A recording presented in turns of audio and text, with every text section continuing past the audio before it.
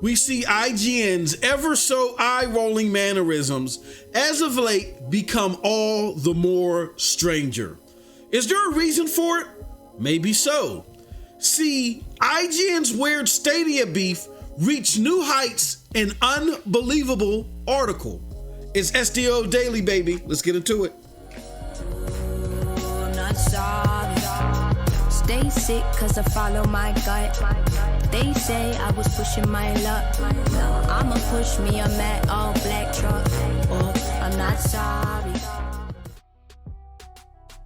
What's up, people? What's up, people? What's up, people? It is your boy MM2K back again with another episode of the SDO Daily.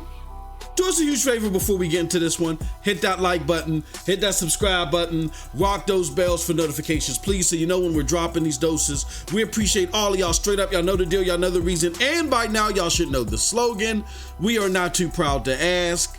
In addition, if you want to be braggadocious in the chat, have a question that you want us to answer later, or simply want to help out the platform either further, while this is airing live as a premiere live showcase, if you're in the chat, feel free to hit that super chat button and leave us a comment. It goes a long way to help out the platform.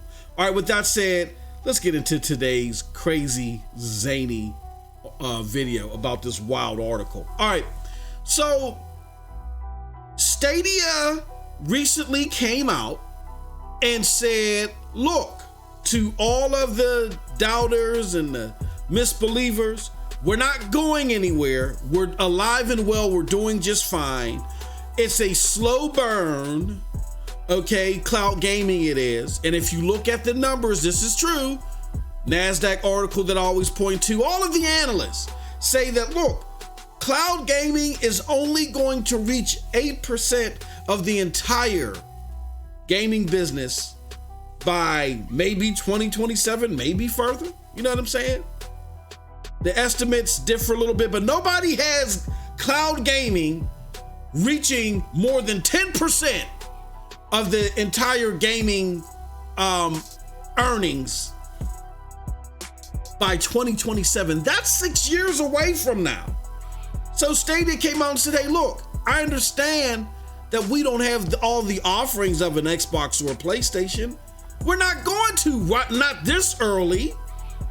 However, we're working, we're doing things. We told you we were going to make things come to fruition, and we are. Also, look at what, you know what I'm saying? Look at where we're at as far as our technology and other things, and us working with new developers. And yes, the changes that we made back in February with SG&E, we realized that we had to reallocate those resources to have our engineers work with developers, all that stuff. They talked about it. But that's not how our good friends at IGN took it. They took the truth that Stadia just came out with and gave via an interview with GameIndustry.biz and flipped it totally on its head, as I'm about to show you. But with no further ado, let me show you something. All right, so this is an article not by IGN, but our good friends at Chrome Unboxed, okay? And this is what their colleagues have to say about the interview that was given to GameIndustry.biz. This is from our good friend Michael Perigo over at Chrome Unboxed. He says, I'll say it again, Stadia is alive and well as Google shuts down non-believers. Okay. So what Michael did is it took into account all the facts that are present, and he put it in this op-ed article that's out there. And this covers everything that's in the Game Industry Biz article. He says, basically, Mr. Ahern, the PR guy that did the interview from Google with GameIndustry.biz, told naysayers to stop planning Stadia's funeral just because there is internal reorganization occurring. It's, as I said before, just because someone core to the vision of the product leaves, and he's referring to John Justice leaving and not being reported on heavy, which could be due to non-related circumstances. It doesn't mean that the product is dead. I don't blame people for having this fear. In fact, it's normal. What I do have a problem with, however, is when a small, vocal minority use news like this to spell doom, fearmonger, and destroy the hopes and fun of those who believe in Stadia and want to see it succeed. I'm not saying that Stadia will last forever, but I'm saying once again that it's not going anywhere just yet. The cold hard truth is that Google is a company that is ever evolving, and the ideas and the passion at the core of its product and services continue to live on after its team or its original shape dissipate.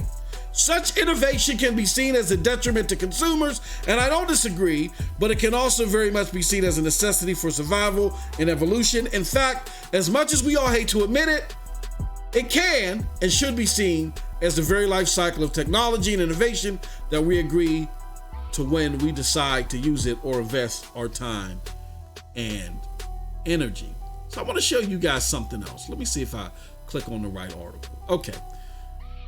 So here's some major excerpts from the article that our good friend Michael Perigo just was speaking to that I read to you. Here goes one major quote from the article. I'll tell any non-believers to take notice of how we're continuing to put our words into action as we grow the Stadia Makers program and partner with AAA studios. Ahern reports more studios continue to sign on, and Google's partnership with Unity has paid off in helping those that have already released games and reaching new players. Looking ahead, the aim is to work more closely with these developers, a necessity given the reorganization of those that worked internally at Google. So you got more developers coming on, you're helping out more indie developers, as Jason Schreier pointed to, that you aren't able to do anything with indie developers. They're telling you here, look, the things that you're saying that we need to do as far as getting more developers on board, working with indie development, we're doing, and we've seen some success with it.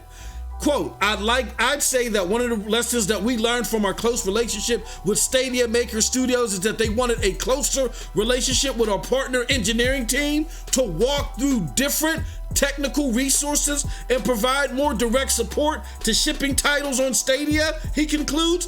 That's a change we made in February, alluding to the closure of SG&E, their first-party development stint, carving out more resources for a partner engineering team to work more closely with developers when necessary. Another quote, he pointed out the release of newer titles on the platform such as Resident Evil and AAA hits like Resident Evil 7, Star Wars Jedi Fallen Order, to the Stadia Pro subscription and the ongoing addition of new features. When pushed for more information about the recent departures, to which a spokesperson reiterated that when Google announced it was closing its studio, the company said it would be finding more roles or new roles for as much of the SG&E team as possible. As for the 6 joining Raymond's team, Google is happy they were able to find new opportunities. Look, Google closed down its development stint, so there was no more game development to do. So these people that their pedigree was game developing, they found something in that pedigree with Jade Raymond. That's a happy story. That's not one to flip on his head and make it seem like it's bad. It's a good thing. Stadia is going in a different direction opposed to game development. These people were able to find something within game development still, immediately after their contracts fully expired with Stadia. So this whole belief that these people were working at Stadia and said, oh, something's amiss, I'm leaving, that's a farce, right? I'd say that one of the lessons learned, again, was the close relationships with the Stadia Maker Studios. Again, working with indie developers at a close level, right? That's how you should see all this. And I urge you to read the article. We got links below to it. However, that's not how IGN saw it. IGN, this is the meat of the potatoes. First and foremost, this is what I put out there on Twitter. After reading the actual Game Industry Biz article, this pick represents the main assertion at IGN could derive from this story. Really? Say it with me. IGN is a joke. No longer 911 is a joke. IGN is a joke. Don't bother reading the article and giving it clicks. Yeah, don't do that. That's the meat and potatoes, literally. And what does it say? The Stadia spokesperson offered little in way of comment on a series of departures at the company that have included Stadia head of product John Justice and Stadia Games lead Jade Raymond, who left when Google. This paragraph is an oxymoron. It makes no sense. Why would they offer more when we already know everything? They closed down the Stadia studios. These people were developers. They went to go develop elsewhere. What the hell are you talking about, IGN? As far as John Justice leaving, he went and got a new opportunity. Whoop diddly do. Was there all this whoop to do when Andrew House retired? When Sean Layton was booted? You know what I'm saying? And so on and so on. No, there wasn't. You're just trying to add to doom and gloom. Now, this isn't new for IGN altogether, because when it comes to Stadia, this is their complete history. Opposite of one short sit down with Jack Buser, head of games, and someone from Ubisoft with Ryan McCaffrey, they have gone out of their way to totally discredit and disrespect the platform. They've used outlier use cases which exhibited poor performance than usually come across by people that use Stadia as their quote-unquote proof against the platform's overall performance. And even use these outlier instances to falsely claim that Xbox xCloud and Geforce Now have found ways to make cloud gaming work better, generally tech-wise. Even though the calmer user consensus is Stadia by far has the best streaming tech out there. All right? It's crazy. It's crazy what we're seeing right now. So you're probably wondering, why are they doing this in M2K? If they're making this stuff up, we clearly saw what the article presented with their colleague over at Chrome Unboxed derived from the article, which a lot of us derive it from the article because we have experience with it. Where's IGN coming from with this stuff? Why are they doing this? Well, let me show you the final exhibit. That's our new one. It's a tweet I put out earlier. And I think this explains it all, and it really gels it together. And I think, I'm going to say this, I think it's bigger than Stadia, folks. Here's why. I put something peculiar at IGN. In 24 hours, Destin Lingari announces he's going on Kid Smooth's podcast, which Kid Smooth has an all Xbox podcast. All right. And then he goes on that podcast and proclaims, Dustin Lingari, that Xbox will surpass PlayStation this gen with no proof. As a matter of fact, all proof to the contrary is out there. That PlayStation is widening the gap between them and Xbox when it comes to revenue. See, Xbox put Game Pass and this extra console and stuff. They did all this to not only close the gap between them and PlayStation as far as revenue, but for them to extend to more gamers. And it looks like PlayStation is the one extending to more gamers, not Xbox. PlayStation is widening the gap between them and between them and Xbox.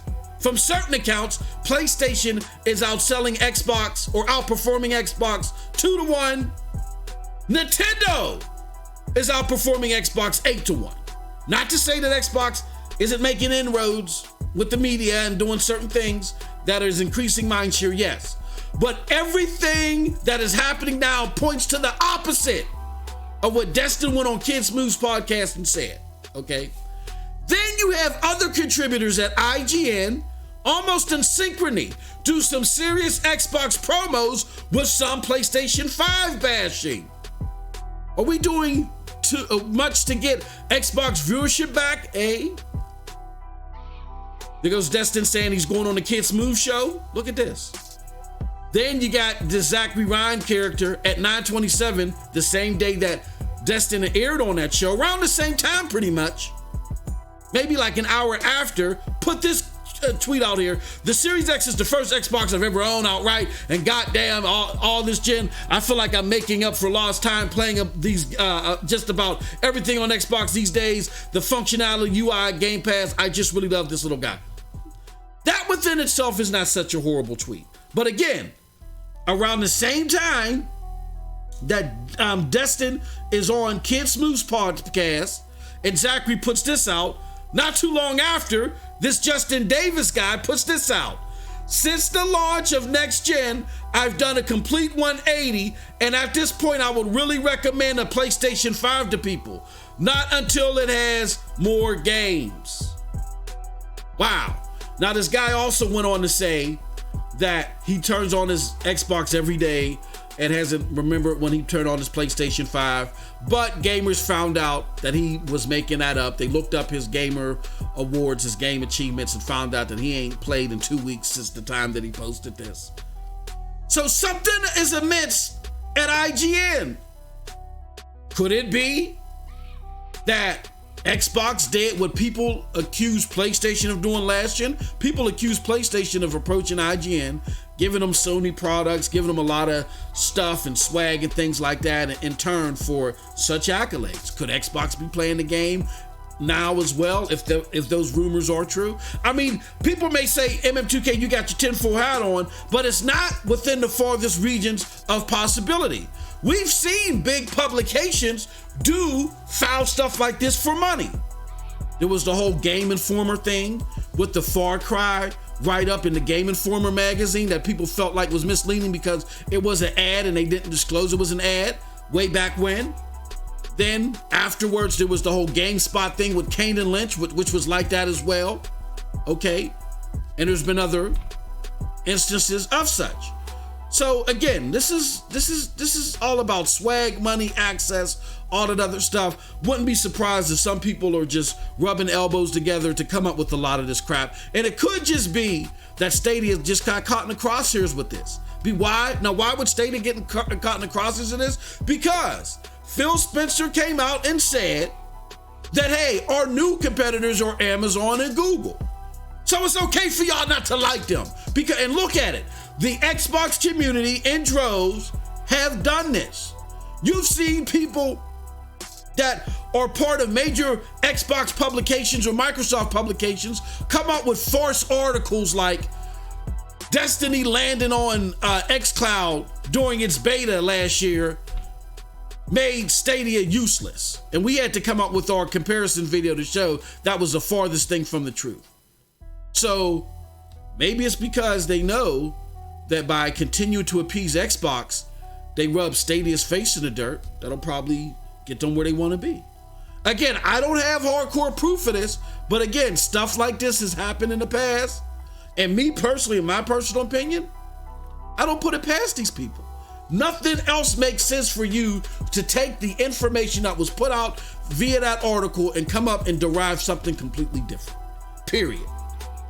And that's it from your boy MM2K. Let me know what you think about all this in the comment section below. Because like I say, I always say, curious what I think. But if you did like what I had to say, check out the links below to follow me. Those links will lead you to the Broadband Bullies, PNTS Network, Hard Knock Digital Culture, and yes, the Stadia Dosage. With all that said, you all have a wonderful, wonderful gaming day. Peace.